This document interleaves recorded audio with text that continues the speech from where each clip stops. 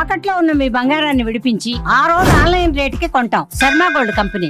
నమస్కారం అండి, welcome to Suman TV. నేను గీతాంజలి. ప్రస్తుతం మనతో పాటు వెరీ ఫేమస్ పర్సనాలిటీ ఉన్నారని చెప్పాలి. మోస్ట్ ట్రెండింగ్ పర్సనాలిటీ నందకిషోర్ గారు, అభ్యుదయ ఫౌండేషన్ CEO వారు. ఇప్పుడు వీడియోస్ ఎక్కడ ఆన్ చేసినా, ఏమైనా రీల్స్ చూసినా వారే కనిపిస్తున్నారు. ప్రధానంగా వారు చెప్పేటువంటి అంశం అందరినీ ఆకట్టుకుంటుంది, అవేర్నెస్ క్రియేట్ చేస్తుంది.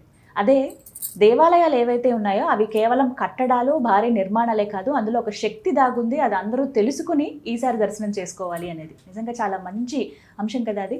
ఇవాళ మరికొన్ని దేవాలయాల గురించి, అక్కడ ఉన్నటువంటి ఎనర్జీ సోర్సెస్ గురించి తెలుసుకుందాం. నందకిషోర్ గారితో మాట్లాడదాం. సార్ నమస్తే అండి. నేను అన్నది కరెక్టే కదా? అసలు మీరు మీ టైం దొరకట్లేదు సార్. దొరకట్లేదు. ఇంత బిజీ షెడ్యూల్లో కూడా మాకు టైం ఇచ్చినందుకు థ్యాంక్ యూ సార్. మరి చాలా రిక్వెస్ట్లు వస్తున్నాయి, ఈ టెంపుల్ గురించి అడగండి, అంటే ఈ ప్రాబ్లం ఉన్న వాళ్ళు ఏ గుడికి వెళ్తే బాగుంటుంది అవి చెప్పండి అని చెప్పి. అందులో భాగంగా వెల్త్ ఎవరు కోరుకోరు, అందరికీ కావాల్సిందే. అఫ్కోర్స్ అంటే ఉన్న పరిస్థితులు బట్టి ఉన్నప్పటికీ ఆర్థికంగా బాగుండాలని అందరికీ ఉంటుంది. మరి ఆర్థిక స్థిరత్వం కావాలనుకునే వాళ్ళు, ఆర్థికంగా ఒక మంచి పొజిషన్లో ఉండాలనుకునే వాళ్ళు, ఎలాంటి ఇబ్బందులు లేకుండా మేము బాగుండాలండి ఆర్థికంగా అనుకున్న వాళ్ళు ఏ దేవాలయానికి వెళ్ళాలి, ఎలా దర్శనం చేసుకోవాలి, అక్కడ ఉన్నటువంటి ఎనర్జీ సోర్సెస్ ఏంటి తెలియచేయండి. మనకి తమిళనాడులో అతి పురాతనమైనది, అతి రహస్యమైన మిస్టీరియస్ టెంపుల్ ఏదన్నా ఉంది అంటే చిదంబరం టెంపుల్. ఈ చిదంబరంలో మీరు తవ్వే కొద్దీ అంతులేని రహస్యాలు బయటకు వస్తూనే ఉంటాయి. ఎన్ని వందల సంవత్సరాలైనా, ఎన్ని సంవత్సరాలైనా దాన్ని మీరు తవ్వుతూ ఉంటే వస్తూ ఉంటాయి. అలాంటి వాటిల్లో ఒక ఆణిముత్యమైన టెంపుల్ ఏంటంటే దాని లోపలే ఒక చిన్న ప్రతిమతో స్వర్ణాకర్షక కాలభైరవుడు అని ఉంటాడు. ఉన్న భైరవుల్లో, అష్టభైరవుల్లో ఇతను స్వర్ణాకర్ష కాలభైరవుడు. ఈ స్వర్ణాకర్ష కాలభైరవుడు అంటే స్వర్ణాన్ని ఆకర్షించేవాడే స్వర్ణాకర్ష కాలభైరవుడు. ఎందుకు ఇతను స్వర్ణాకర్ష కాలభైరవుడిగా అయ్యాడు అంటే సుమారుగా ఒక 3000 మంది తివై మువై రావర్ అని వాళ్ళ ఒక భక్తులు, వీళ్ళందరూ శివ బృందానికి సంబంధించిన వాళ్ళు, వీళ్ళందరూ కలిసి అతన్ని శివధ్యానం చేస్తూ ఉంటారు. ఈ శివధ్యానం చేయంగా వాళ్ళకి చాలా కరువులు వస్తాయి. అంటే వాళ్ళకి కనీసం ధాన్య భండాగారంలో ధాన్యం కూడా లేని పరిస్థితికి వస్తారు. వస్తే కూడా వాళ్ళ ఆ పస్తులతో కూడా శివ ఆరాధన మానరు. అలా చేస్తూ ఉంటే శివుడే సాక్షాత్తు ఆ కాలభైరవ తత్వంలో వచ్చి అతను ఆ కాలభైరవుడిగా మారుతాడు. ఆ కాలభైరవుడిగా మారిన తర్వాత, స్వర్ణాకర్ష కాలభైరవుడిగా మారిన తర్వాత, వీళ్ళు ఎవరైతే ఆ బిల్వపత్రాలు అతని పైన అభిషేకం చేస్తారో ఆ బిల్వపత్రాల ఆకులే బంగారు ఆకులుగా మారిపోయాయి. అందుకే ఆయన్ని స్వర్ణాకర్ష కాలభైరవుడు అంటాడు. అతను బిల్వాకులు తీసుకొని బంగారు ఆకులుగా మార్చిచ్చారు. ఇది అతి రహస్యమైన గుడి. ప్రతి ఒక్కరూ ప్రతిరోజు వెళ్తూనే ఉంటారు, కానీ ఎవరికీ తెలియదు. సో దీంట్లో ఈ భైరవ తత్వం అనేది అక్కడి నుంచి ఈ భైరవ తత్వాన్ని వచ్చింది. ఈ భైరవ తత్వం ఎవరైతే ఈ భైరవ పఠనం వల్ల, ఈ భైరవ తత్వం అలవాటు చేసుకోవడం వల్ల, భైరవ తత్వం అంటే భైరవ మంత్రాన్ని రోజు పొద్దున 108 సార్లు పఠించడం, సాయంత్రం 108 సార్లు పఠించడం వల్ల అది కరెక్ట్గా మన మెదడులో ఒక భయాన్ని నెలకొల్పే కేంద్రం ఒకటి ఉంటుందండి ప్రతి ఒక్కరికి. అది ఏం చేస్తుందంటే మీకు ఒక తెలియని భయాన్ని, తెలియని బాధని, తెలియని నిరాశ, నిస్పృహల్ని మీకు కలిగించే సెంటర్ అంటాం. ఆ బ్రెయిన్ వేవ్స్ని ఎప్పుడైతే ఈ భైరవ మంత్రాన్ని మీరు జపించడం మొదలు పెడతారో 3వ రోజు నుంచి 9వ రోజు లోపల అది క్రమేణా ఒక్కోటి ఫస్ట్ మీ భయాందోళనకి కొంచెం ధైర్యం వస్తుంది. 9వ రోజు నుంచి 13వ రోజు చేయడం వల్ల మీకున్న నిరాశ, నిస్పృహలన్నీ మటుమాయమవుతాయి. 13వ రోజు నుంచి 21వ రోజు చేయడం వల్ల మీకు ఏవైతే ఫైనాన్షియల్ బ్లాక్స్ అన్ని దారులు మూసుకోపోయాయో ఆ దారి ఒక్కోటి ఓపెన్ అవుతుంది. 29వ రోజు నుంచి 42వ రోజు చేయడం లోపల మీకు కొత్త ఆదాయ వనరులు ఏర్పడతాయి. 43వ రోజు నుంచి 45వ రోజు, ఆ 3 రోజులు చేయడం వల్ల నేను స్వశక్తిగా నిలబడగలను అన్న ఆత్మవిశ్వాసం వస్తుంది.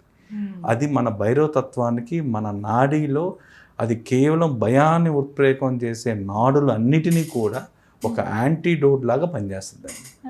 సో ఈ విధంగా స్వర్ణాకర్ష కాలభైరవుడి దగ్గర మీరు ఎవరైతే చాలా విపరీతమైన ఫైనాన్షియల్ క్రైసిస్ ఉండేవాళ్ళు, ఏ దారి లేక మధ్యలో ఆగిపోయిన వాళ్ళు, వ్యాపారం అన్ని ఎక్కడైనా ఏదో ఒక స్టేజ్లో ఫైనాన్షియల్గా ఆగిన వాళ్ళందరూ ఒక్కసారి అతన్ని దర్శించి స్వర్ణకాకర్ష భైరవుణ్ణి సాయంత్రం పూట పూజలు చాలా విశేషం అక్కడ జరుగుతుంది. సాయంత్రం ఇప్పుడు చిదంబరం ఆలయంలోనే లోపలే మీకు చిదంబరం ఆలయము ఎంటర్ కాగానే లోపలే రైట్ సైడ్లో ఉంటుంది.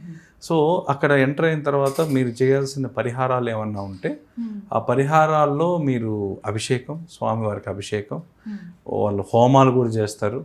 మరీ కాళాష్టమి రోజు చాలా విశేషం. కాళాష్టమి రోజు చాలా విశేషం కాళాష్టమి. సో మీరు అక్కడికి వెళ్ళి మనకు వీలైతే మనకు అవకాశం ఉంటే మన దగ్గర సిల్వర్ కాయిన్స్ కానీ గోల్డ్ కాయిన్స్ కానీ ఏదన్నా ఉండి అది తీసుకోపోయి అక్కడ స్వామివారికి ఇస్తే స్వామివారిని దాన్ని పెట్టి అభిషేకం చేసి ఆ అభిషేకంతో పాటు ఒక చందనం ముద్ద ఇస్తారండి. ఆ చందనం ముద్ద తీసుకొని ఇంటికి రావడం వల్ల అది వెల్త్ని అట్రాక్ట్ చేస్తుంది. ఆ చందనం ఆ కాయిన్స్ కూడా వెనక్కి ఇస్తారు వాళ్ళు. మనం తీసుకెళ్ళిన కాయిన్స్ ఏవైతే ఉన్నాయో అవి పెట్టి అభిషేకం చేసి అది ఇస్తారు. ఇది ఒక రహస్య పరిహారం అండి. ఈ రహస్య పరిహారం ఎక్కడ కానీ మీకు అది ఎక్స్పోజ్ చేయలేదు. అక్కడున్న లోకల్ వాళ్ళకి కూడా చాలా మందికి తెలియదు. రోజు పోతుంటారు, దండం పెట్టుకొని వస్తుంటారు. కానీ ఆ స్వామికి ఉన్న శక్తి, ఆ నాడీ మండలం అక్కడ ఉండడం వల్ల అతను చాలా స్పెసిఫిక్. ఇంతకుముందు మీకు చెప్పినట్టు పలాని దీనికి ఒక ట్యాబ్లెట్ వేసుకుంటే జలుబు బాగాలేకపోతే ఆ జలుపే పనిచేస్తుంది. ఇతను పెట్టిన యంత్రం, మంత్రం, సూత్రం మూడిటికి ఈ కాలభైరవుడి తత్వానికి ఇది కేవలం మీ ఫైనాన్షియల్ దీని మీద పనిచేస్తుంది.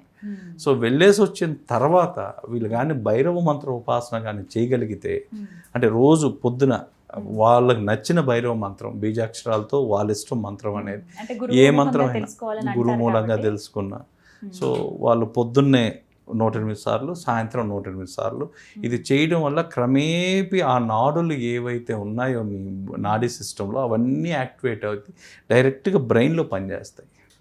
బ్రెయిన్లో ఒక ఆత్మవిశ్వాసం, ఆ జపం చేయగానే మీకు ఆ విల్ పవర్, ఆ స్టెబిలిటీ, ఫైనాన్షియల్ స్టెబిలిటీ అనేది వస్తుంది.